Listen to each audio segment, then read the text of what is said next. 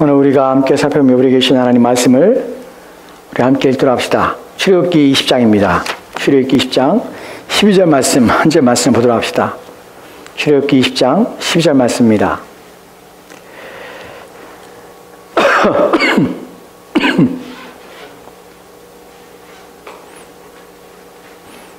출애굽기 20장 12절 말씀입니다.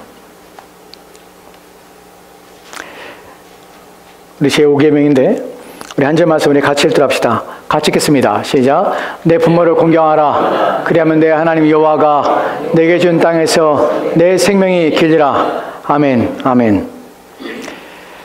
여호와께서 시내 산에서 오시고 새 산에서 일어나시고 바란 산에서 비추시고 1만 성도 가운데 강림하셨고 그의 오른손에는 그들을 위해 번쩍이는 불이 있도다.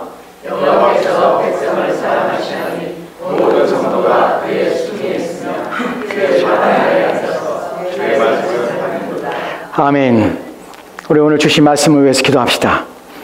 하나님, 주의 말씀 앞에 섭니다. 시내산에서 모세와 이스라엘 백성들에게 나타나시며 임하셔서 어떻게 살 것을 말씀하시고 어떻게 살 것을 가르치시고 어떻게 살 것을 지시하신 하나님 말씀 앞에 섭니다. 오늘 우리에게도 말씀하셔서 하나님의 말씀을 우리의 마음에 새기고 우리의 귀에 들리게 하셔서 주의 말씀에 따라 순종하며 살도록 주여 도와주시기 원합니다. 이 시간 우리의 마음을 하나님께 향하게 도와주시고 우리의 생각을 주께로 묶어주셔서 우리의 마음과 생각이 하나님 앞에 떠나지 않도록 도와주시옵소서. 생명의 말씀이 우리의 심령을 떨리게 하시고 주의 말씀이 우리의 영혼을 살리게 하사 우리의 영혼이 힘을 얻게 도와주시옵소서. 이 시간 주께서 함께하길 소망하며 감사드리며 살아계신 예수 그리스도로 기도합니다. 아멘. 아멘. 오늘 우리가 함께 살펴볼 하나님 말씀은 10계명 가운데 5번째 계명입니다. 우리가 앞서 4번째 계명까지 살펴봤습니다. 오늘 우리는 5번째 계명 앞에 서서 이 말씀의 의미와 이 말씀이 우리 가운데 무엇이라 가르치며 어떻게 우리가 살게 하는지를 말씀을 통하여 살펴보고자 합니다. 우리가 10계명을 살펴보면서 중요한 제목이 있습니다. 주제가 있습니다. 그 주제는 이것입니다. 이렇게 살라는 것입니다. 어떻게 살아야 합니까? 라는 질문 앞에서 이렇게 살라는 것입니다. 예수를 믿고 있는 나, 하나님 믿고 있는 나는 어떻게 살아야 합니까? 무엇이 예수를 믿는 것입니까? 어떠한 삶이 하나님 믿는 삶입니까? 라는 물음에 하나님은 분명하게 말씀합니다. 이렇게 살라는 것입니다. 이렇게 사는 것이 인생이 바르게 된다는 것입니다. 어떻게 사는 것이 후회 없는 인생입니까? 이렇게 사는 것이 후회 없는 인생입니다. 어떻게 사는 것이 내 인생에 참으로 가치 있는 삶을 사는 것입니까? 이렇게 사는 것이 여러분의 인생에 가치 있는 삶입니다. 이것이 하나님의 가르침이고 이것이 우리가 순종해야 될 말씀입니다. 그것을 여러분의 마음에 생각에 여러분 두시고 오늘 말씀에 귀담아 들으십시오. 오늘 말씀을 살펴볼 때 앞서 우리가 살펴봤던 4개의 계명들과 앞서 이후에 살펴볼 6가지의 계명이 어떻게 다른지를 좀 생각해 보도록 합시다. 첫 번째, 여러분들은 이 모든 계명들 10계명의 계명의 구조가 무엇인지를 여러분 아셔야 합니다.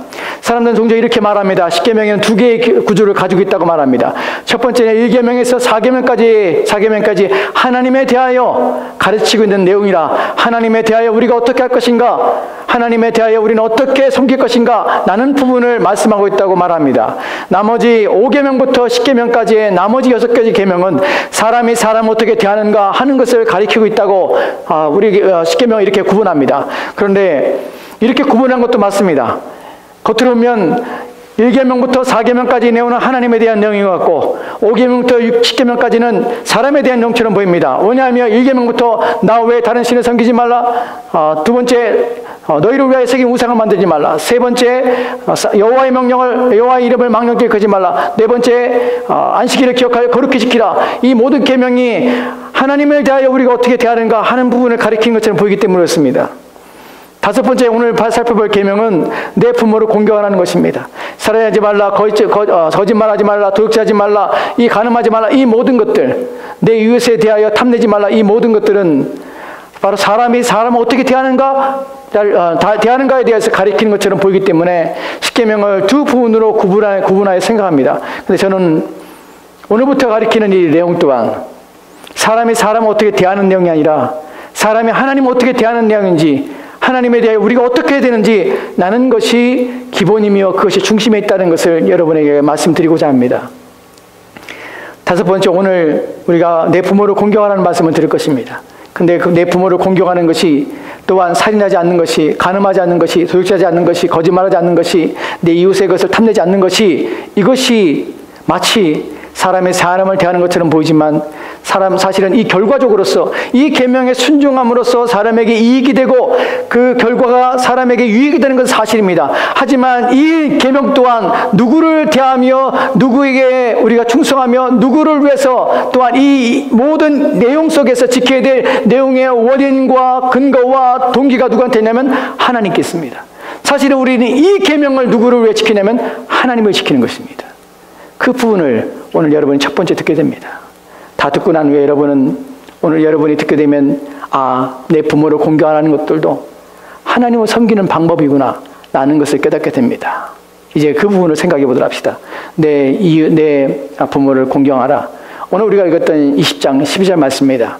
내 부모를 공경하라. 그리하면 내 하나님의 여호와가 내게 준 땅에서 내 생명이 길리라. 여러분, 내 생명이 길리라고 표현했지만 신약에서는 이것이 약속이 있는 첫 번째 계명이라고 합니다. 무슨 말이냐면 이 계명을 지키면 하나님께서 복을 주시겠다는 약속을 하신다는 것이에요. 왜 이 계명이 이렇게 특별한 줄 아십니까? 이 계명에 담고 있는 내용 때문에 이 계명은 특별합니다. 내 부모를 공경하라. 어떻게 하는 것이 공경하는 것입니까? 하나님께서 이 계명 속에 무엇을 담겨놓고 있는 것입니까? 생각해 보셨습니까? 여러분은 내 부모를 공경하라는 이 계명 어떻게 지키고 계십니까? 무엇이 이 계명을 지키는 것입니까? 내 부모한테 음식을 사다 주고 맛있는 것 드리고 좋은 옷 드리고 용돈을 드리는 것이 내 부모를 공경하는 것입니까? 어떻게 여러분은 이 계명에 관심을 기울이고 이 계명이 무엇이라 말하는지를 생각하고 있습니까? 우리는 성경에서 내 부모를 공경하지 않을 때 벌어진 일들이 무엇인지, 어떠한 일들이 그 안에 담겨있는지를 먼저 살펴보려고 합니다. 출애굽기 21장 15절 말씀에 이렇게 기록되어 있습니다. 같이 읽읍시다. 시작. 자기 아버지나 어머니를 치는 자는 반드시 죽일지니라. 아멘. 본문에서 자기 어머니나 아버지를 치는 자라고 합니다. 본문에 친다는 것은 때린다는 의미입니다. 구타를 하는 것이 자기 부모를 구타하는 자, 자기 부모를 때리는 자, 이 자는 어떻게 합니까? 죽습니다. 죽임을 당해야 합니다. 그런데 본문에서 반드시 죽이라고 합니다. 여러분, 반드시 죽이라는 것은 강조입니다. 반드시 죽게 된 거예요. 죽고 죽이라는 의미입니다. 누가 죽여야 합니까? 그렇게 행하는 자를 본 자들이 죽이는 것입니다. 심지어는 신명기에 보면은 아버지 부모에 대해서 못되게 대하는 자녀에 대해서 사람들이 모여서 그를 돌로 쳐 죽이는 장면이 나옵니다.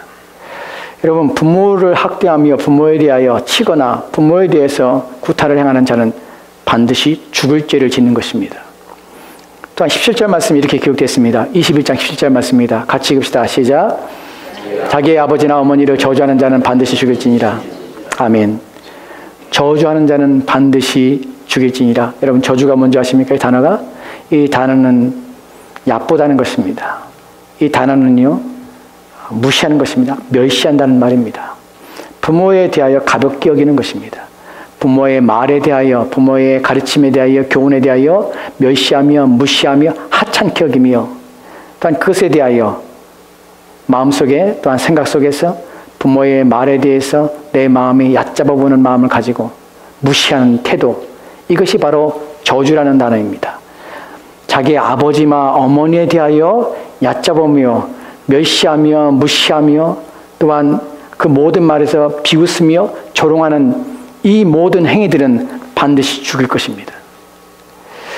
이런 구절들은 우리에게 부모를 공경하는 것이 무엇인지, 이것이 얼마나 중요한 계명인지를 생각하게 합니다. 여러분, 그것만이 아닙니다.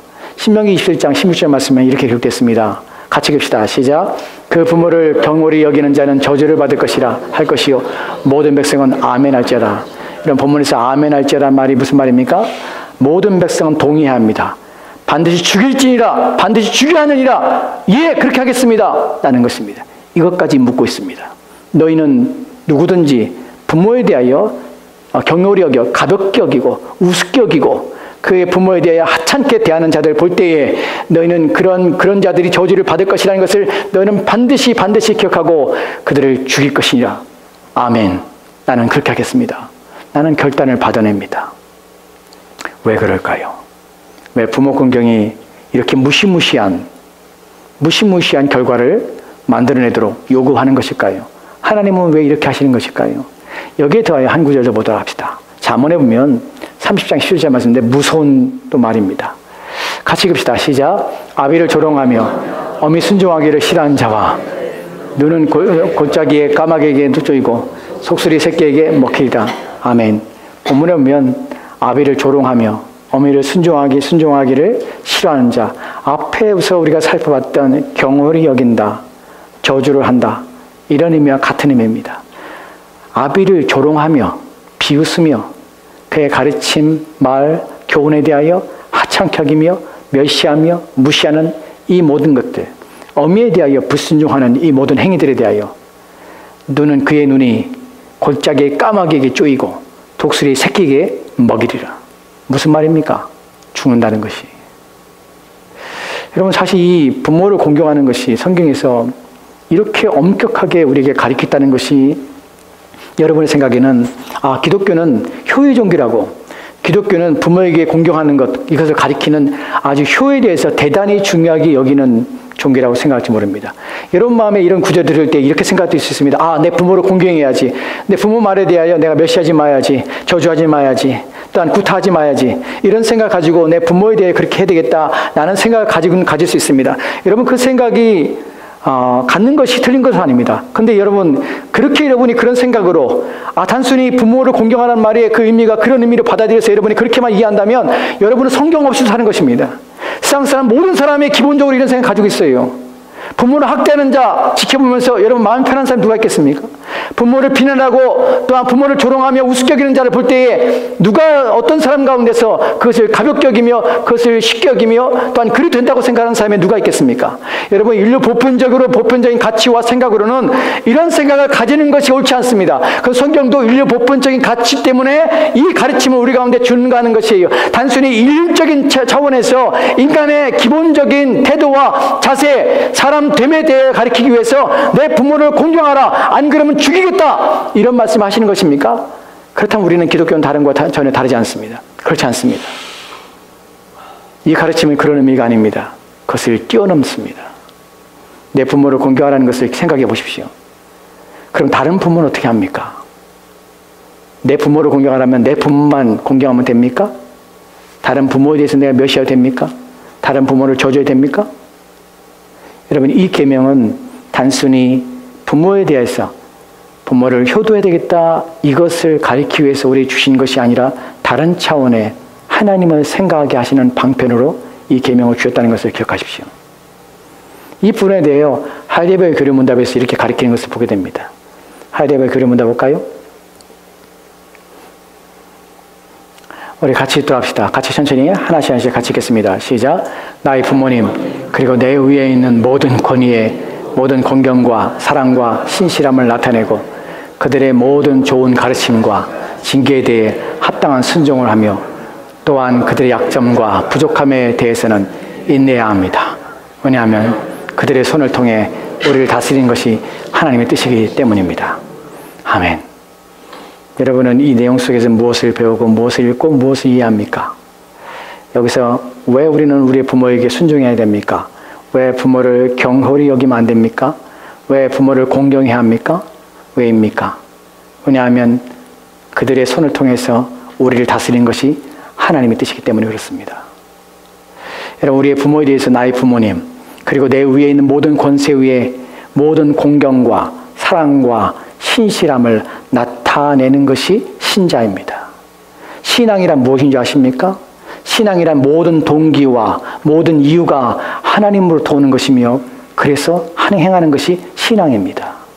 내가 하나님 없이, 내가 하나님과 상관없이 하나님 말씀 없이 내가 어떤 일을 하는 것은, 무엇을 한다 할지라도 그것은 신앙이 아닙니다. 왜 우리 부모를 공경받고 왜 우리 부모에 대해서 하찮게 여기면 안 되냐면, 왜 부모를 멸시하면 안 되냐면, 말이나 행동이나 생각에서 그러면 안 되냐면, 왜냐하면 그것은 그에게 권한을 주시고 아버지로서 어머니로서의 권한을 주신 분이 누구냐면 하나님이 때문에 그래요. 내가 부모를 함부로 대하는 것은 누구를 함부로 대하냐면 그의 권위를 세우신 하나님을 함부로 대하는 것이에요. 내가 하나님을 멸시하는 것이에요. 왜냐하면 모든 권위는 누구에게부터 오냐면 하나님부터 왔기 때문에 그렇습니다. 그래서 우리는 눈에 보이는 부모를 생각할 때 누구를 대하듯이 하냐면 하나님께 대하듯이 하는 것이에요. 그래서 그 대하는 방식이 무엇이냐면 공경과 사랑과 신실함이 나타나는 것이에요. 우리는 인간적으로 부모를 생각하면요, 우리의 부모의 연약함 때문에 우리는 순종하고 싶지 않습니다. 아무리 효도하다 할지라도 부모가 어떤 문제와 옳지 않음에 대할 때 우리는 분노를 느끼고 또한 그 일에 대하여 거부감을 느낍니다. 모든 사람이 그렇습니다. 근데 성경은 뭐라고 가르칩니까? 모든 연약함에 불구하고 우리는 인내해야 합니다. 왜냐하면 그 권위를 주신 분이 하나님이기 때문에 우리는 부모의 권위 앞에서 하나님을 보는 것이에요. 부모를 대하는 방식 속에서 우리는 신앙으로 대하는 것이에요. 그래서 모든 상황에서 우리는 공경하며 사랑하며 신실함을 나타내는 것이에요. 그래서 우리는 부모는 눈에 보이는 하나님처럼 우리는 온 마음을 다하여 섬겨야 하는 것입니다. 이 부분이 과연 그런가 성경을 통하여 몇 구절을 통하여 살펴보려고 합니다. 첫 번째는 골로새서입니다. 골로새 3장 20절과 23절 말씀이 붙어있는데요. 우리 먼저 20절 말씀 같이 읽을까요? 같이 읽읍시다. 시작. 자네들아 모든 일에 부모에게 순종하라. 이는 주 안에서 기쁘게 하는 것이라. 아멘. 2구절부터 보도록 합시다. 자네들아 모든 일에 내가 마음이 드는 일이 내가 마음에 기뻐하는 일이나 내가 원하는 일이나 내 생각이 같기 때문에가 아니라 모든 일에서 부모에게 순종하라. 왜냐하면 이것이 주 안에서 기쁘게 하는 것이라. 무슨 말입니까? 주님을 기쁘시게 하는 것이라. 부모에게 순종하는 것은 주님께서 기뻐하시는 것입니다. 그래서 행하는 것입니다. 그런데 왜 단순히 우리가 부모에게 순종하는 것 때문에 주님이 기뻐하시는 것이 아니에요. 우리가 부모에게 순종하기 때문에 부모를 공경하기 때문에 주님께 기뻐하시는 것이 아니에요. 왜냐하면 23절 때문에 이것을 주님께서 기뻐하십니다. 이 3절 같이 읽읍시다. 시작. 무슨 일을 하든지 마음을 다하여 주께 하듯 하고 사람에게 하듯 하지 말라. 아멘. 여러분 문맥 속에서 20절에 내 부모의 모든 일에 부모에게 순종하라는 것은 23절의 문맥의 결말에서 무엇이라냐면 무슨 일을 하든지 마음을 다하여 주께 하라. 그리고 사람에게 하지 말라. 내 부모를 공경하는 것, 내 부모에게 순종하는 것 누구에게요? 주께 하듯이 하라. 사람에게 행하듯 하지 말라. 여러분 사람에게 행한다는 무슨 말입니까? 우리는 사람이 사람을 대하는 방식을 압니다. 우리는 사람이 사람을 대할 때에 환경이나 상황이나 여건에 따라서 우리는 얼마든지 우리의 마음이 바뀌는 줄 압니다. 우리가 지난번 예전에 말씀드린 것처럼 우리가 너무나 사랑해서 결혼한 아내조차도 우리는 어떤 상황과 어떤 분위기와 또 어떤 내용들 속에서 우리는 그렇게 미움이, 그렇게 분노가, 또한 그렇게 싫어함이 내 마음에 감히 있을 수 있을까라고 할 정도로 우리의 마음에 그런 다툼이 있고 갈등이 있습니다. 또한 우리의 생명조차도 아낌없이 주고자 하는 우리의 자녀들을 위해서도 우리는 그렇게 사랑하면서 한편으로 우리의 마음속에서는 때로는 분노가 일어납니다. 미움이 일어납니다. 싫어함이 일어납니다. 그리고 우리의 분노를 폭발하고자 하는 마음이 일어납니다. 여러분 이러한 상황들이 사람을 대하는 방식입니다. 그렇게 하지 말라는 것이 모든 사람이 모든 일에 있어서 모든 일을 하든지 죽게 하더라도 사람에 대하지 말라. 왜냐하면 이것은 하나님을 대하는 방식이기 때문에 그래요. 내 부모를 공경하는 것은 하나님을 대하는 방식이야 합니다. 한 구절 더 보도록 합시다. 로마서 13장입니다. 1절과 2절 말씀입니다. 같이 읽겠습니다. 시작. 각 사람은 위에 있는 권세들에게 복종하라. 권세는 하나님부터 나지 않음이 없나니 모든 권세는 다 하나님께서 정하신 바라. 그러므로 권세를 거스린 자는 하나님의 명을 거스림이니 거스린 자들은 심판을 자취하리라. 아멘. 여러분 이 구절에서 중요한 내용이 이것입니다. 각 사람은 위에 있는 권세들에게, 위에 있는 권세들이라는 것은 내 위에서 나보다 더 높은 자리에서 내게 지시하며 가리키며 교훈하며 가르치는 모든 것들입니다. 이 모든 권세에게 복종해야 되는 것이에요. 여기서는 부모, 또한 교회에서는 직분, 또한 사회에서는 그 모든 직분 위에 있는 모든 사람에게 복종합니다.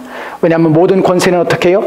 하나님부터 나지 않음이 없습니다. 지금 모든 권세를 주신 분이 하나님이신 것이에요. 하나님께서 그것을 정하신 것이에요. 그렇기 때문에 우리는 그 권세를 거스린다면 하나님을 거스리는 것이에요. 그 거스린 자들은 어떤 심판을 받게 되냐면 하나님부터 죽임을 당하는 것입니다. 그래서 우리는 우리의 부모를 공경하는 것입니다. 왜요? 그 권세를 주신 분이 하나님이시고 그렇기 때문에 우리는 그분에게 복종하는 것이 그 사람에게 복종하는 것이 아니라 누구에게 복종하는 것입니까? 하나님께 복종하는 것이에요. 내 부모를 공경하는 것이 하나님을 공경하는 것이에요. 내 부모를 사랑하는 것이 하나님을 사랑하는 것이에요. 내 부모에게 신실한 것이 하나님께 신실한 것이에요. 그것 때문에 자기의 부모를 공경하지 않는 자는 하나님을 사랑하지 않는 것입니다. 부모에게 저주하며 멸시하며 우습게 여기는 자들은 결코 하나님을 사랑하는 것이 아닙니다. 여러분, 이거 나눌 수 없다는 사실 아십니까? 성경에서 우리는 내가 하나님을 사랑하고 어떤 부분에서 내가 내 마음대로 행하는 것이 있을지라도 나는 하나님을 사랑하기 때문에 내 마음대로 행하는 어떤 것들이 전혀 문제가 되지 않을 것이라 생각합니다. 여러분, 이것이 얼마나 큰 속임인지 아십니까? 여러분이 인생, 여러분의 삶 속에서 어떤 부분에서 하나님께 순종하지 않는데, 어떤 일에서 하나님께 순종하지 않는데, 그 일에 여러분이 온 힘을 다하지 않으면서 하나님을 사랑한다고 말하는 것은 온전치 않습니다. 하나님 받으시지 않습니다. 왜냐하면 하나님 우리의 마음을 다하시고 우리의 모든 부분에서 우리가 온전하기를 원하시기 때문에 그래요. 여러분이 부모를 공경하지 않으면서 하나님을 사랑한다고 말할 수 없는 이유가 바로 그것입니다. 여러분이 부모에 대해서 학대하며 부모에 대해서 하찮게 여기며 우습게 여기면서 여러분이 하나님을 위하여 살 수 있다고요? 거짓말입니다. 그렇지 않습니다. 어느 계명 하나에서 어긋나면 모든 것이 어긋나는 것입니다. 어느 계명 하나를 내가 지키지 않는 것은 모든 율법을 범하는 것이라고 성경은 말하기 때문에 그렇습니다. 그렇기 때문에 우리는 한 개 한 개의 계명에 집중하고 그 계명 하나에 요구하시는 것을 순종하기 위해서 온 힘을 다해야 되는 것입니다. 이것이 하나님의 계명을 드릴 때 우리의 마음이에요. 비록 그것이 우리 가운데 때로는 지키지 않을지라도 그를 지키기 위해 온 힘을 기울이고 그 지키기 위해서 우리는 성령의 도우심을 구하고 우리의 연약함을 불쌍히 여겨달라고 긍휼과 은총 하나님께 구해야 하는 것입니다. 저와 여러분은 모두가 부모가 있습니다. 우리 중에 부모가 없는 사람이 하나도 없습니다. 우리는 모두 부모에 대하여 우리를 낳으시고 우리를 길러주시고 또한 우리를 위하여 사신 부모에 대하여 우리는 선한 마음을 가져야 합니다. 성경이 말하는 것을 기억하십시오. 이것은 여러분의 인륜을 얘기하는 것이 아닙니다. 이것은 여러분의 믿음을 요구하는 것이고 또 하나님을 향한 신앙을 요구하는 것입니다. 여러분의 믿음으로서 여러분의 믿음이 있다면 여러분의 믿음은 여러분의 부모를 공경하는 것으로 반드시 나와야 하는 것입니다. 다시 우리가 읽었던 하이델베르 교리문답 마지막 부분을 보도록 합시다. 이 구절에서 몇 가지만 설명하고 마치도록 합시다. 나의 부모님 그리고 내 위에 있는 모든 권위 이것이 내가 공경할 대상입니다. 이것이 내가 사랑할 대상입니다. 이것이 내가 또한 신실함을 나타낼 대상입니다. 본문에서 여러분 중요한 것이 무엇이 아십니까? 나타내라는 것이에요. 여러분 부모를 공경하는 것은 나타나지 않는 것이 아니에요. 마음의 태도, 자세만이 아니에요. 그렇게 생각했다는 것이 옳은 것이 아니에요. 그것이 여러분의 표정과 언어와 여러분의 행위 속에서 드러나야 하는 것이에요. 그것이 본문에서 나타난다는 말이에요. 공경이란 말이 성경에서 공경이란 단어가 무슨 의미인지 아십니까? 출애굽기 20장 12절 말씀에서 공경이라는 단어는 무겁게 다는 것이에요. 카보드예요. 영광이란 말과 동일한 의미입니다. 여러분 무겁게 대하는 것이에요. 무겁게 대한다는 것은 그 말을 무겁게 받는 것이에요. 무겁게 받는 것은 내 마음을 짓누르는 것이에요. 그 말이 내 마음을 짓눌러야 돼요. 누구의 말이? 부모가 말을 할 때 그 말이 나를 무겁게 해서 내 마음을 짓눌러야 돼요. 그럴 때 우리의 생각이 바뀌어요. 내가 그러면 안 되지 않은 것이에요. 왜 누름이 필요합니까? 왜냐하면 그러고 싶지 않은 내 마음 때문에 그 말이 내 마음을 눌러서 내 생각과 내 거부와 내가 반항하는 것들이 눌러져야 그 말이 내게 무겁게 느껴져야 지키기 때문에 그래요. 이것이 공경이란 말이에요. 여러분은 부모의 말을 할 때 무겁게 듣습니까? 여러분의 가슴을 누르고 듣습니까? 여러분이 어떠한 반항과 어떤 생각과 여러분의 가치관을 부모가 주는 말에 대하여 여러분은 가슴에 누르고 그것을 더 귀히 여기며 그 말을 여러분의 마음에 가슴에 깊이 새기고 듣고 있습니까? 그것이 바로 공경이에요. 공경은 태도를 바꿉니다. 부모에 대하여 존경의 태도와 그 권위를 인정하여서 말씀하십시오. 어머니, 아버지 말씀하십시오. 그 태도가 바뀌는 것이 이것이 공경입니다. 또한 두 번째로는 사랑입니다. 왜 권위를 대하는데 사랑이 필요합니까? 여러분 사랑 없이 순종할 수 있습니다. 여러분 무서워서 순종할 수 있고요. 두려워서 순종할 수 있습니다. 어렸을 때 부모 앞에 저도 무서워 순종했습니다. 두려워 순종했습니다. 부모의 권위 앞에 또한 그 무서운 분위기와 상황과 또한 그 가르침 앞에 예라고 할 수밖에 없는 상황 앞에 예라고 했습니다. 여러분, 예라고 한다고 해서 그 상황이 그것이 부모를 공경하는 것이 아니었습니다. 내 부모를 공경하는 모습이 아니었습니다. 여러분, 부모를 공경하고 부모를 섬기기 위해서 여러분 마음에 사랑이 없다면 여러분은 결코 부모에게 순종하면서 여러분이 기뻐할 수 없습니다. 여러분, 부모에서 사랑이란 표현은 자발성입니다. 여러분 마음에 기쁨과 즐거움이 넘치는 것입니다. 내 부모를 대할 때 내 마음에 기쁨이 넘치는 것입니다. 내가 부모를 대할 때 내 마음에 즐거움이 있는 것이에요. 그 일을 행하면서 내 마음에 기쁜 것이에요. 자원해서 하고 싶어하는 것이에요.